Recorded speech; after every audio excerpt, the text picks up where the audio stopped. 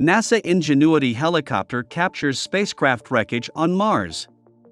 The Mars helicopter drone Ingenuity has captured aerial photos of some of the used Perseverance landing gear.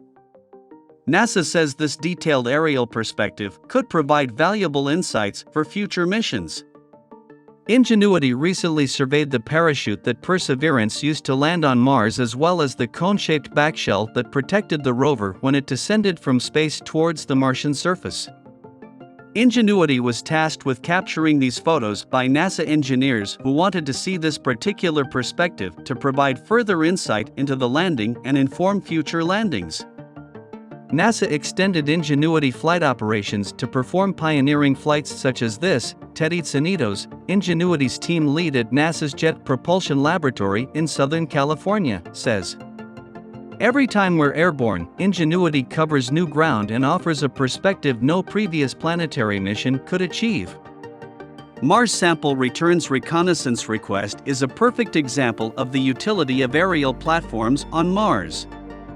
The state of the remains, which looks like a crashed alien spaceship out of a science fiction movie, is due to the extremely fast-paced and stressful nature of a descent onto Mars from space. NASA says that vehicles that attempt to land have to deal with extreme gravitational forces and high temperatures as they descend at speeds of nearly 12,500 miles per hour. The photos show an upright backshell and debris field that is the result of it impacting the Martian surface at about 78 miles per hour. Eyeing some of the components that enabled the Perseverance rover to get safely to the Martian surface could provide valuable insights for future missions. Ingenuity originally took flight in April 2021 and has operated on the Red Planet for a year. The helicopter drone continues to exceed expectations. This particular mission was a 159-second flight that began at 11:37 a.m. local Mars time on April 19, the one-year anniversary of its first flight. Ingenuity flew 26 feet above the ground and traveled a distance of 630 feet to the southwest to capture the first picture of the mission.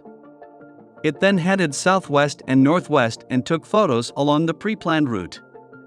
After it captured 10 total images, it returned west and landed. It covered a total distance of 1,181 feet.